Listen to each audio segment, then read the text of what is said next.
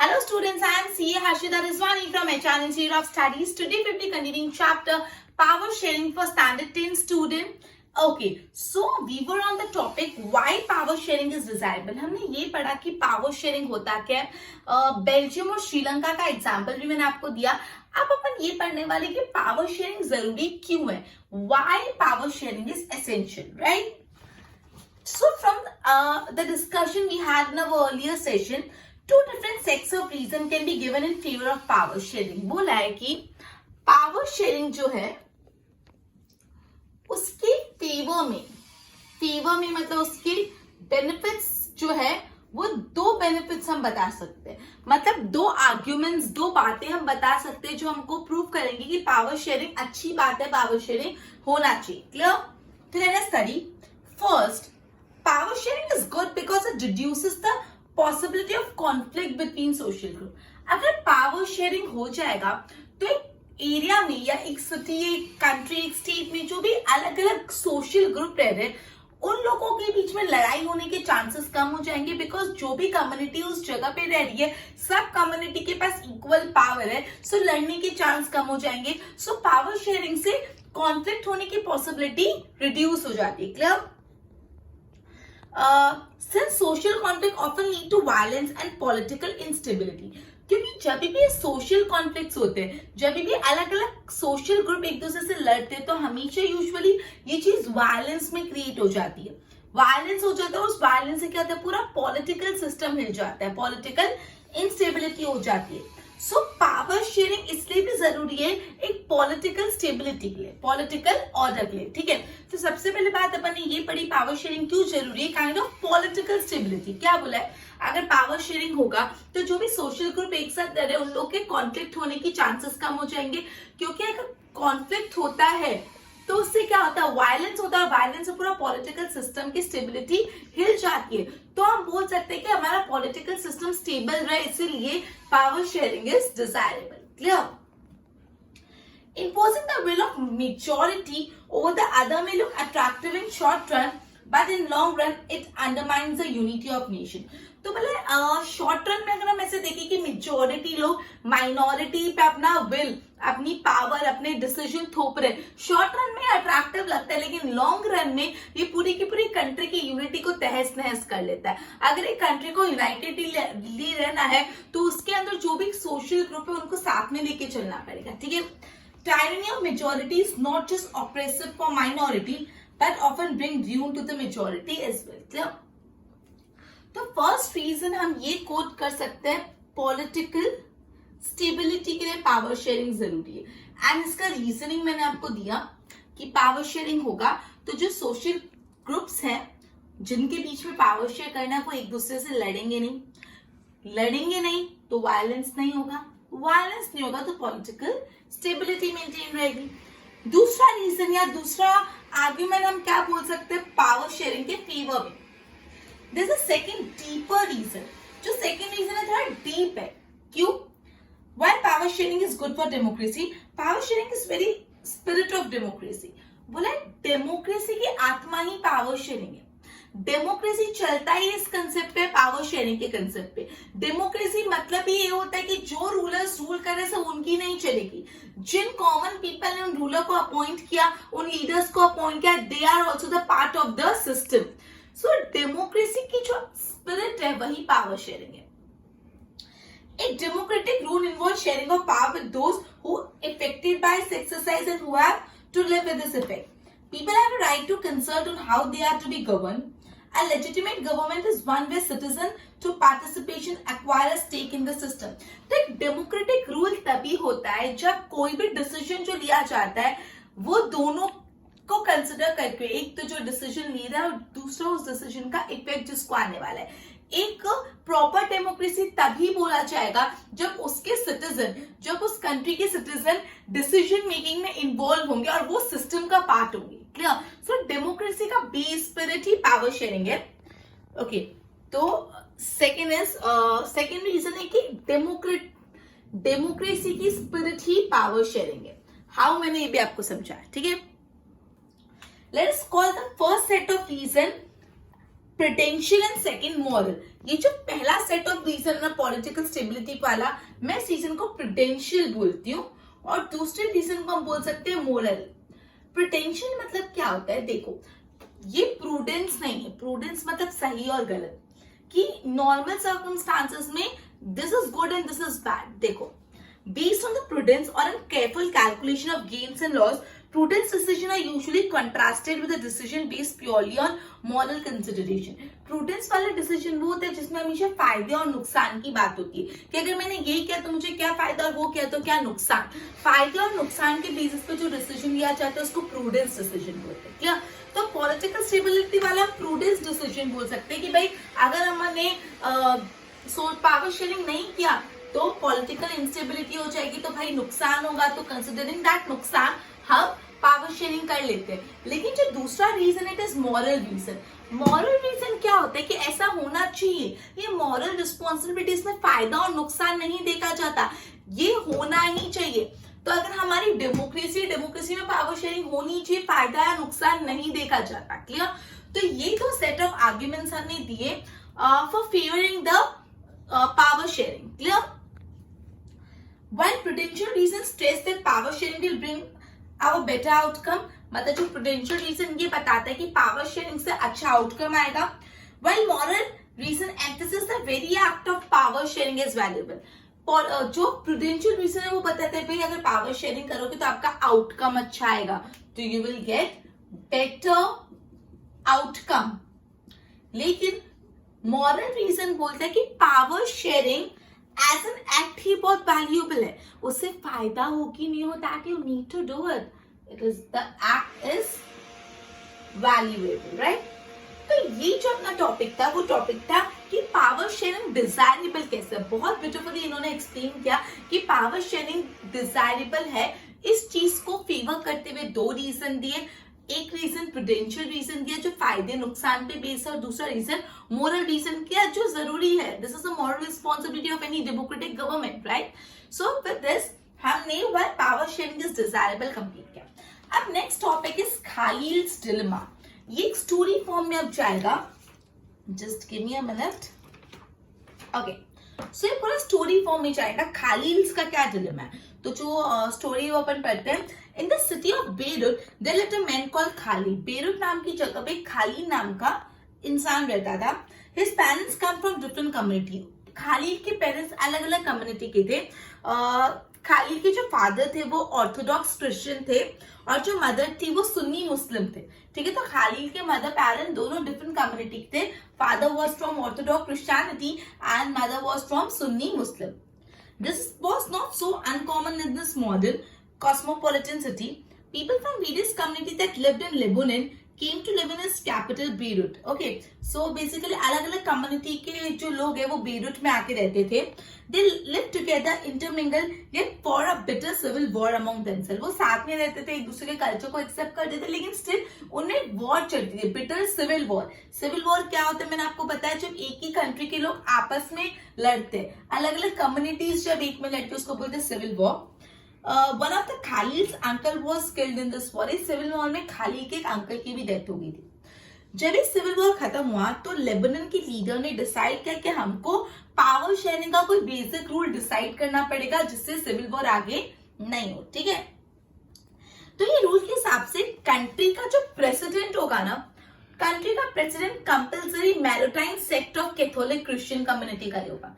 मैरिटाइन sect of Catholic Christian community. जो country का prime minister है वो कंपल्सरी सुन्नी मुस्लिम ही होगा, और जो डेप्यूटी प्राइम मिनिस्टर है वो ऑर्थोडॉक्स क्रिश्चियन सेक्ट का होगा, एंड जो स्पीकर होगा वो सिया मुस्लिम का होगा।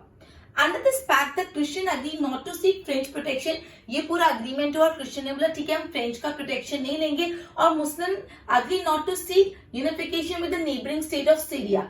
तो मुस्लिम ने बोला ठीक है ये प्रॉपर अरेंजमेंट हमने सेट किया, तो हम सीरिया से यूनिफिकेशन नहीं करेंगे, और क्रिश्चियन ने बोला हम फ्रेंच से यूनिफिकेशन नहीं करेंगे, हम अपने में साथ में रहेंगे। When the Christian and Muslim came to this agreement, जब क्रिश्चियन और मुस्लिम दोनों ने ये अग्रीमेंट पे आए, they were nearly equal in proportion. ऐसा नहीं था कि कौन ज्यादा कोई कम, दोनों इक्वल proportion में थे। Both sides have continued to respect this agreement through now the Muslim are in clear majority.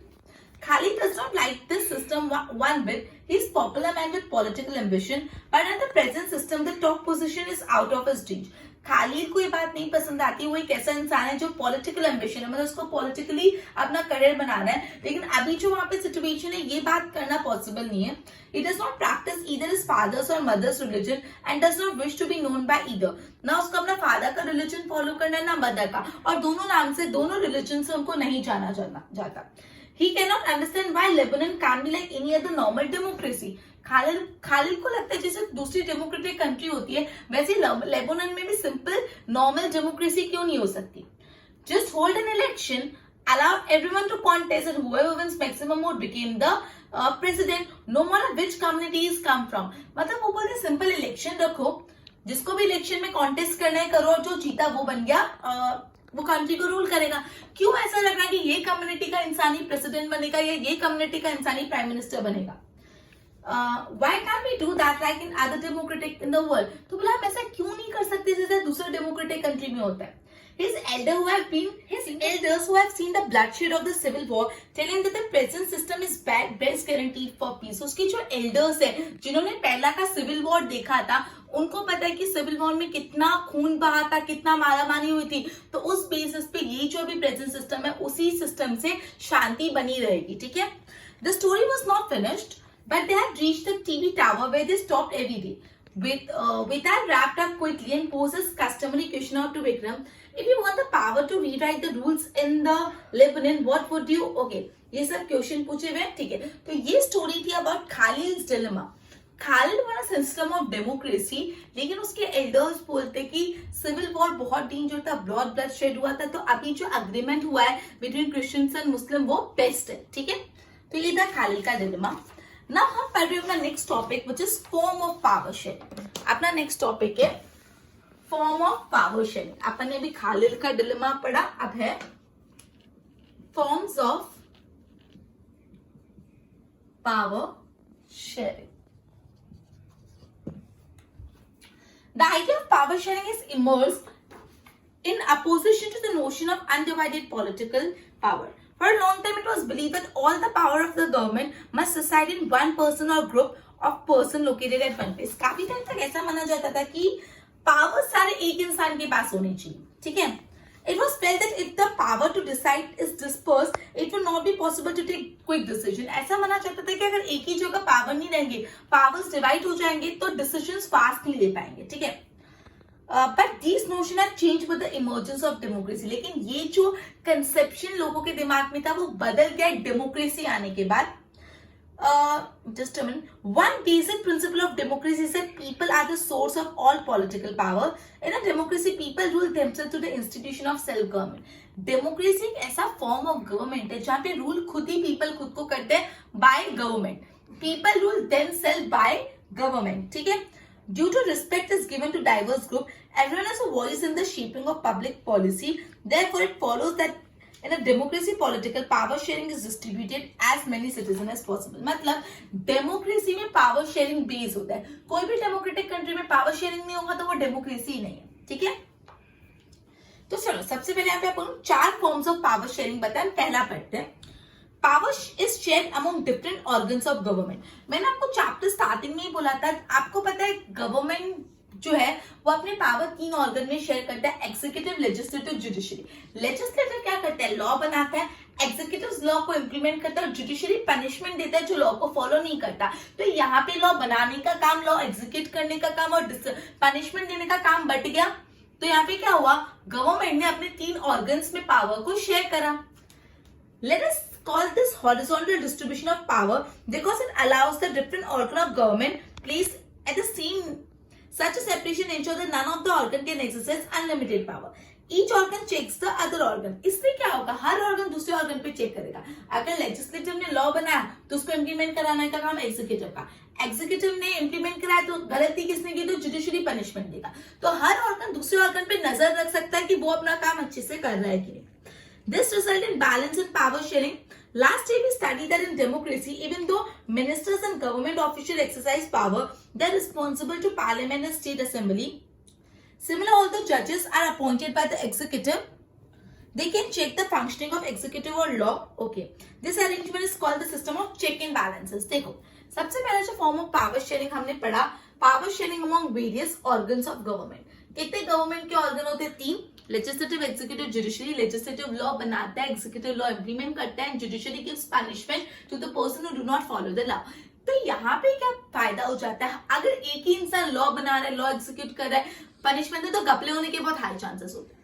एक ही इंसान कर रहा है, कुछ भी करे, क्या फर्क पड़ता है, किसको जवाब देना है। लेकिन जब 3 ऑर्गन्स हो गए, तो लेजिस्लेटिव ने अपना काम किया, एग्जीक्यूटिव को उसको देख के अपना काम करना है, तो उसने सही किया कि नहीं वो चेक करेगा, जुडिशरी चेक करेगा कि सही किया कि नहीं।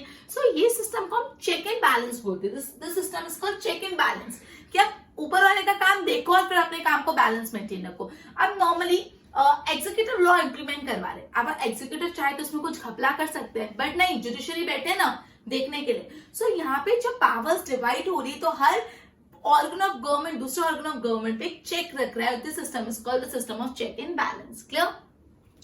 Second, power can be shared among different levels of government. A general government for the entire country, the government at the provincial or regional level, such a general government for the entire country is usually called federal government. In India, we refer it to central or union government. मतलब government में आपको पता है अलग अलग level पे, एक central government जो पूरे इंडिया के लिए, जिसको फेडरल गवर्नमेंट बोला जाता है, यूनियन गवर्नमेंट बोला जाता है, सेंट्रल गवर्नमेंट बोला जाता है। गवर्नमेंट एट द प्रोविजनल और रीजनल लेवल, फिर उसके बाद रीजनल लेवल पे भी गवर्नमेंट होती है। इन इंडिया हम उसको स्टेट गवर्नमेंट बोलते हैं। आपको पता है सेंट्रल गवर्नमेंट अलग होता है, स्टेट गवर्नमेंट अलग होता है। सेंट्रल गवर्नमेंट पूरे इंडिया के लिए होता है और स्टेट गवर्नमेंट पर्टिकुलर स्टेट के लिए होता है। तो यहाँ पे भी पावर शेयरिंग हुआ। This system is not followed in all the country. There are many countries where there are no provisional or state government, but in those countries like our, where there are different level of government, the constitution clearly lay down the powers of different level of government. मतलब काफी countries में ऐसा होता है state government नहीं होती, सिर्फ central government होता है। लेकिन हमारी कंट्री में स्टेट गवर्नमेंट और सेंट्रल गवर्नमेंट है, और अपने कॉन्स्टिट्यूशन में क्लियरली बता दिया है कि ये पावर सेंट्रल गवर्नमेंट के, ये पावर स्टेट गवर्नमेंट के। क्लियरली बाइफर्केशंस है। That is why they did in Belgium but was refused in Sri Lanka. This is called federal division of power. The same principle can be extended to the level of government lower than state government. अब state government के नीचे भी और government form होते हैं, पंचायती, municipalities, जिनको हम local self government बोलते हैं। Let us call the division of power involving high and lower level as division of power. ठीक है, तो सेकेंड जो फॉर्म ऑफ पावर शेयरिंग है वो है among various levels of government.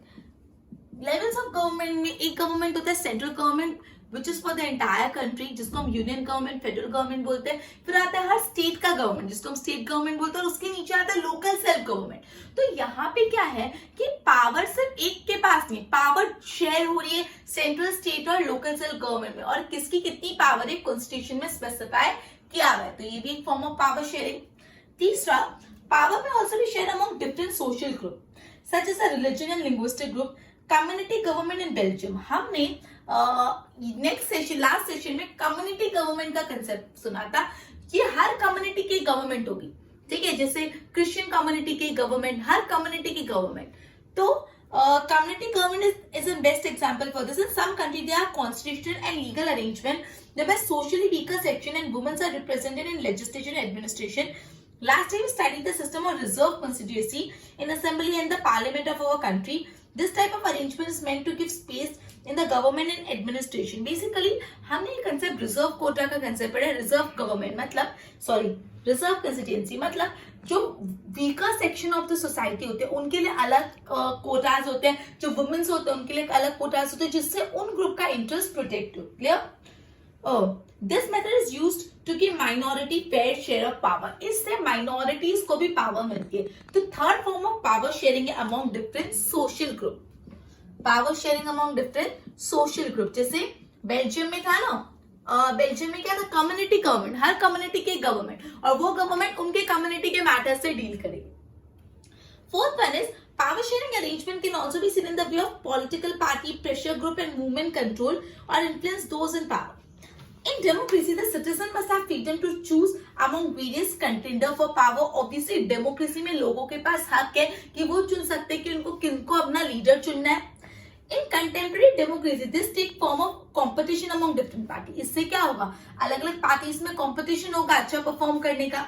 Such a competition ensure that power does not remain in one hand. मतलब से for example आज जो कोई पर्टिकुलर पार्टी रूल करिए तो दूसरी पार्टी क्या सोचेगी, नेक्स्ट टाइम हम इससे बेटर करेंगे जिससे हमको वोट मिले. In long run, power is shared among different political parties that represent different ideology. Sometimes this kind of sharing can be direct when two or more parties form an alliance to contest election. कभी-कभी आपने देखा होगा गठबंधन हो जाता है, alliance हो जाता है अलग-अलग पार्टी को, साथ में मिलकर वो इलेक्शंस लड़ते हैं. If the alliance is elected, they form a coalition government and thus share power. तो मतलब in a democracy we find interest groups such as trader, businessman, worker, farmer. They also have a share in government power. Either through participation in government or bringing influence in decision making. मतलब basically जो government होती है, कोई particular party rule करी, उनको ये tension ऐसा होता है कि हम लोग तो सालों साल रूल करेंगे, कोई टेंशन ही नहीं. उनको प्रेशर होता है कि दूसरी पार्टी हमसे ज्यादा अच्छा परफॉर्म करेगी तो वो इलेक्शन जीत पाएंगे. तो यहाँ पे पावर शेयरिंग हुआ. कभी कभी अलायंस में भी गवर्नमेंट फॉर्म होती है, वो भी पावर शेयरिंग हुआ. एंड इनफैक्ट जो कंट्री के बड़े बड़े बिजनेसमैन होते हैं उनका भी गवर्नमेंट में पार्टिसिपेशन होता है डिसीजन लेने में, ये भी पावर शेयरिंग हुआ through indirectly. Clear? So fourth form of power sharing हमने पढ़ा through political parties, pressure group and movements. ठीक है. सो चार फॉर्म्स ऑफ पावर शेयरिंग पढ़े. पहला है among different organ of government, legislative, executive, judiciary. दूसरा among different levels of government, state government, central government, local self government. Then among different social group, community government. And then among political party and pressure group. ठीक है. सो ये आज अपन ने क्या किया, आज अपन ने ये पढ़ा कि पावर शेयरिंग क्यों जरूरी है. उसके लिए दो रीजंस भी पढ़े, एक प्रूडेंशियल रीजन और एक मॉरल रीजन. फिर खालील का डिलेमा अपन ने समझा और इसके बाद अपने चार फॉर्म्स ऑफ पावर शेयरिंग पढ़े. So with this we have completed this chapter. ये चैप्टर में बेसिकली सबसे पहले बेल्जियम और श्रीलंका के बारे में बताया और आगे चैप्टर को कंटिन्यू किया. So with this we would be ending our session and continue with the next chapter in our next video. Till then good bye.